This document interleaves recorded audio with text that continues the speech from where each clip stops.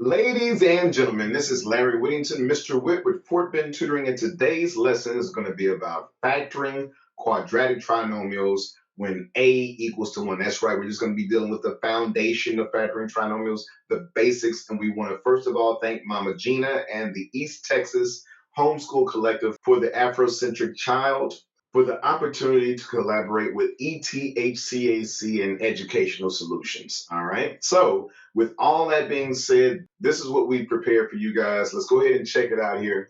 What you'll see before you is the factoring basics, right? So what do we want to focus on during this video? Well, first of all, we want to make sure that the expressions are written in the standard form for a quadratic expression, and that is ax squared plus bx plus c when a equals to 1. Now, that a equals to 1 is important because that means that it's going to be a much simpler problem than their more difficult cousins that you'll see in other problems later down the line. Also, you want to find two numbers that multiply to get the C value and also combine to give you the middle term coefficient, which is the B value. And we're going to be writing those factors, our answers, in the form of x plus m times x plus n. That's what we're going to be doing in this video. And we have 8 examples to show you. So let's go ahead and get to that right now. If you look at this page right here, you'll find that we have our ETHCAC practice problems, right? And we're going to be starting with number 1. Number 1, we have x squared plus 8x plus 15. And the C value, that's that last number that you're looking for. Matter of fact, I'll highlight it right here.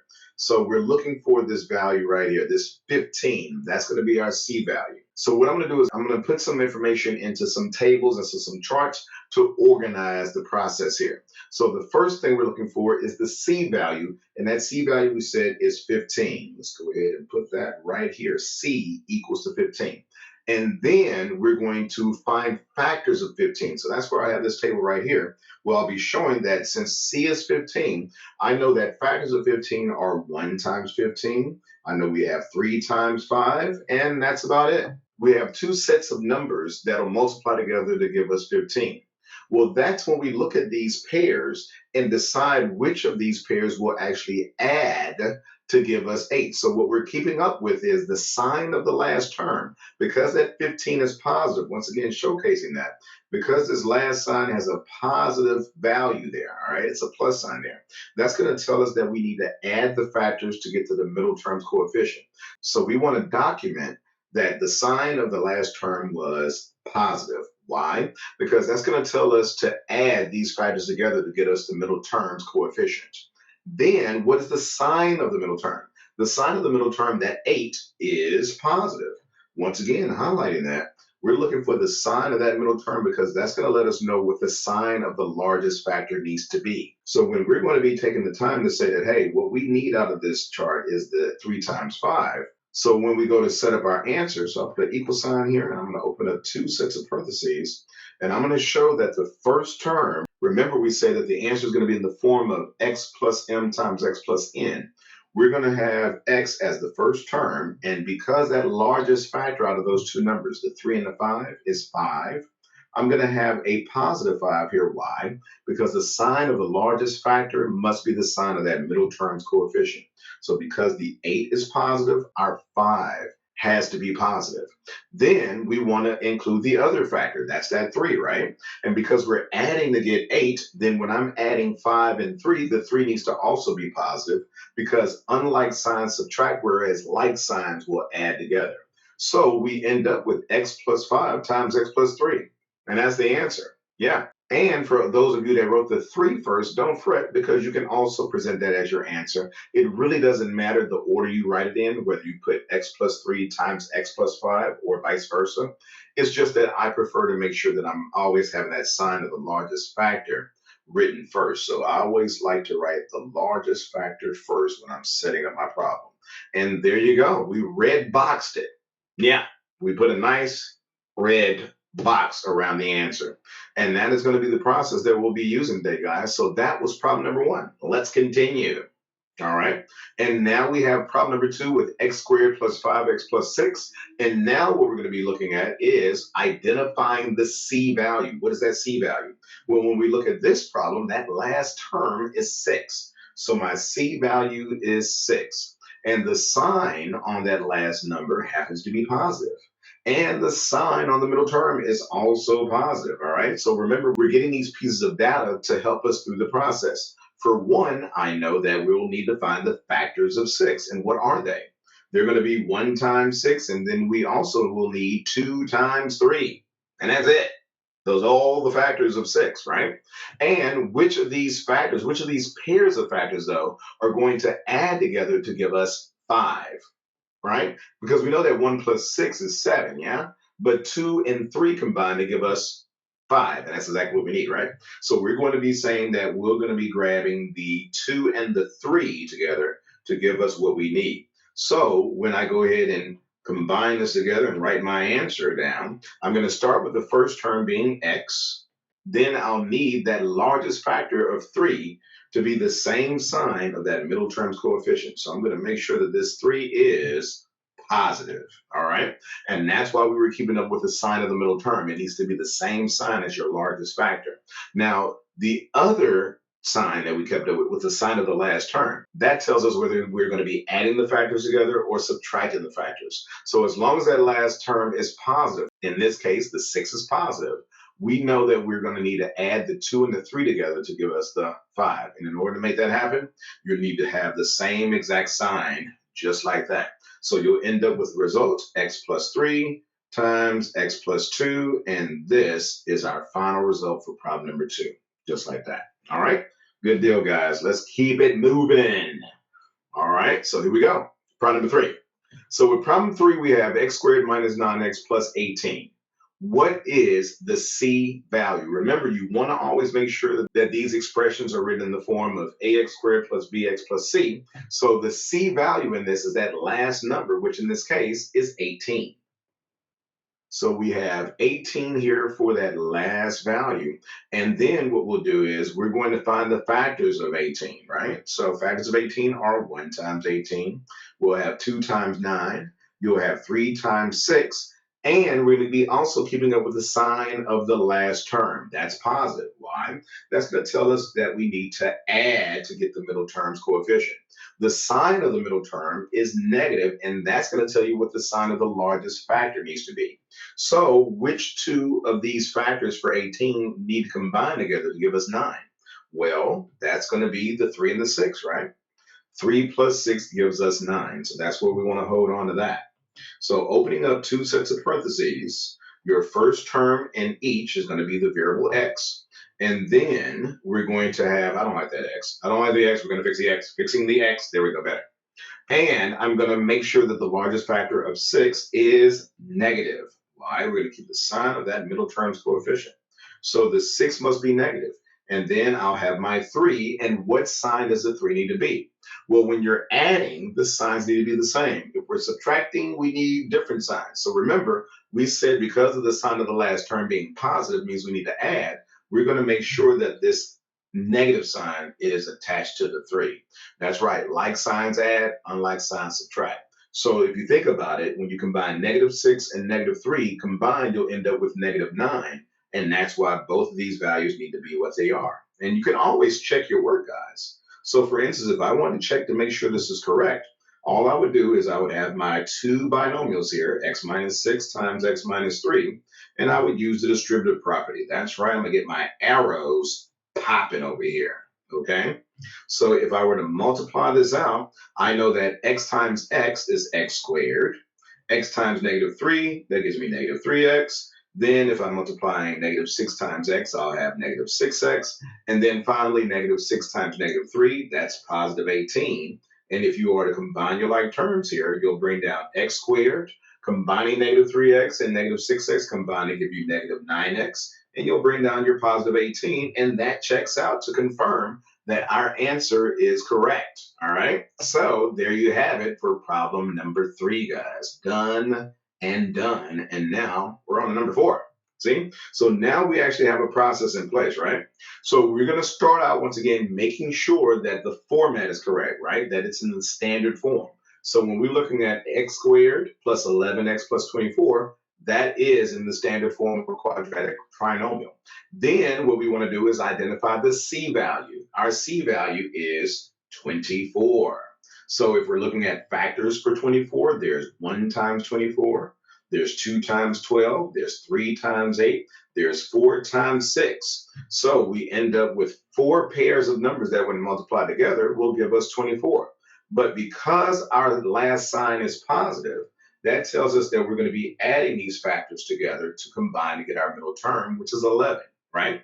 And that 11 is positive, so we can go ahead and make that happen. So which of these 4 pairs will add to give us 11, guys? Is it 1 times 24? Is it the 2 and the 12? Is it the 3 and the 8? Or the 4 and the 6? I'm thinking, based on the math, it's got to be the 3 and the 8, because 3 plus 8 is 11, and that's exactly what we need for our result here. So next, we're going to be opening up 2 sets of parentheses. The first term in each is going to be the variable x, and what we'll have in addition to that is the 8 and the 3. Because the middle term coefficient is positive, guys, we're going to make sure that the 8 is positive as well. And because we're adding to get that 11x, we will need the 3 to be positive. We'll need the 3 to be positive. Got a little tongue tied right there. Okay, so this is going to be the answer. That's it. And once again, you can write this as x plus 3 times x plus 8 as well, but I prefer to write the largest factor first because that aligns with the sign of the middle term coefficient. And that was number 4. All right. Moving on, we have problem number 5 now, guys. And problem number 5, we're looking at x squared minus 2x minus 15. So what is your C value? Well, technically, it is negative 15. All right. Technically, it is negative 15. And the sign of that last term is negative, which means that we'll be subtracting our factors this time.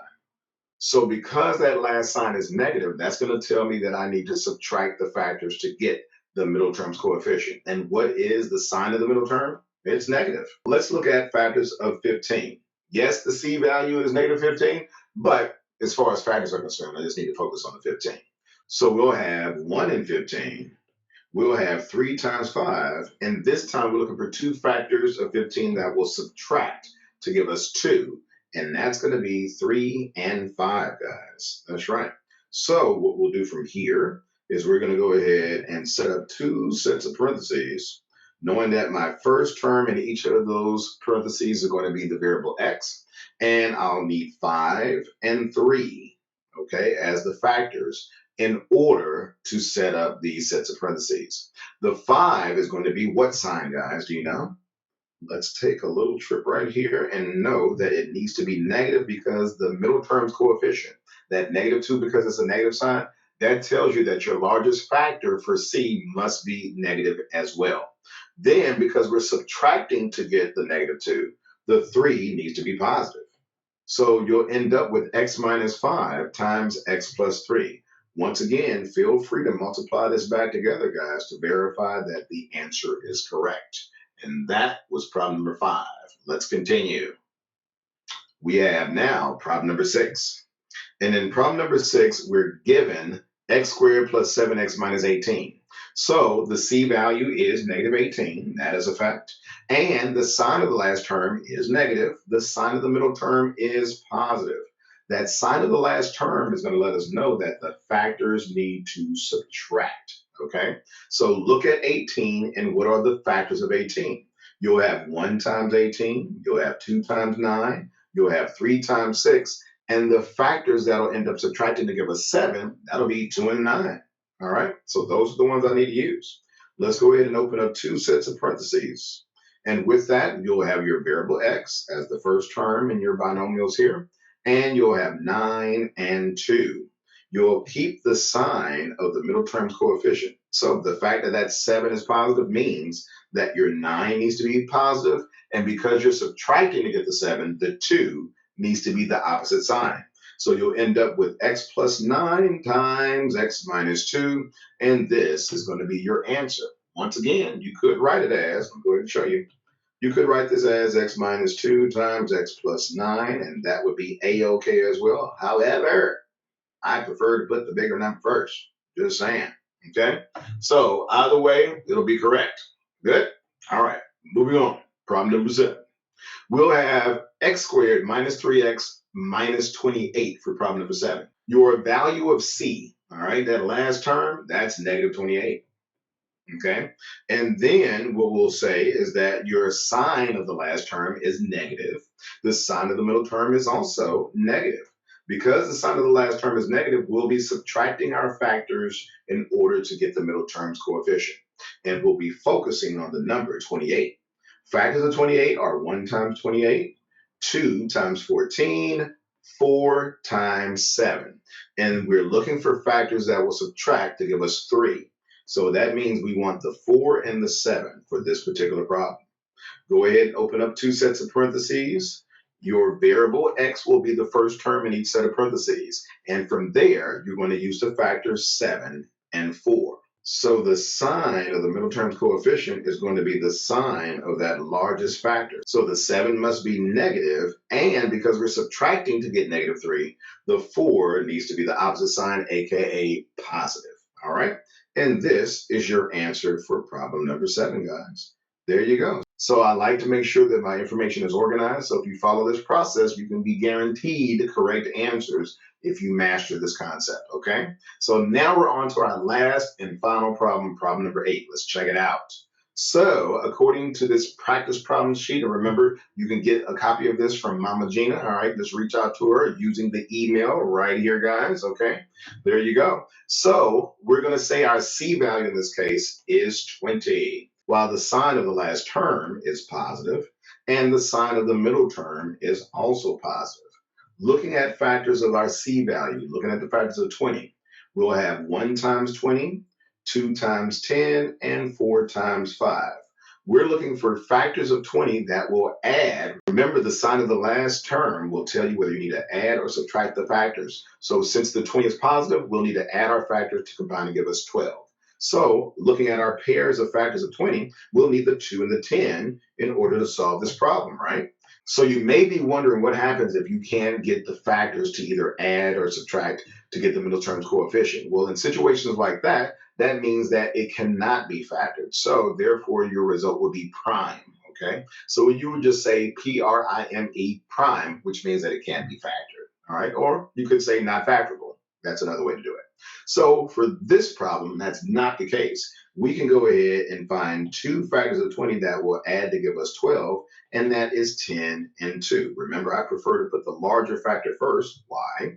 Because I like to put the sign of the middle term's coefficient for that largest factor first. Get that out the way. Now, the 2 needs to also be positive because we're adding to get 12, right? So the 2 needs to be positive, and from there, guys, we are looking at our correct answer, and it is boxed up in a red box, by the way. And that completes this video, guys, for factoring trinomials where the a value equals to 1. These are the simpler foundational trinomials that you need to learn to factor before you get to the more advanced kind, guys. So once again, we want to thank MamaGena and East Texas Homeschool Collective for the Afrocentric trial, which are underneath the Educational Solutions umbrella. And this is me once again, Mr. Witt from Fort Bend Tutoring, saying peace.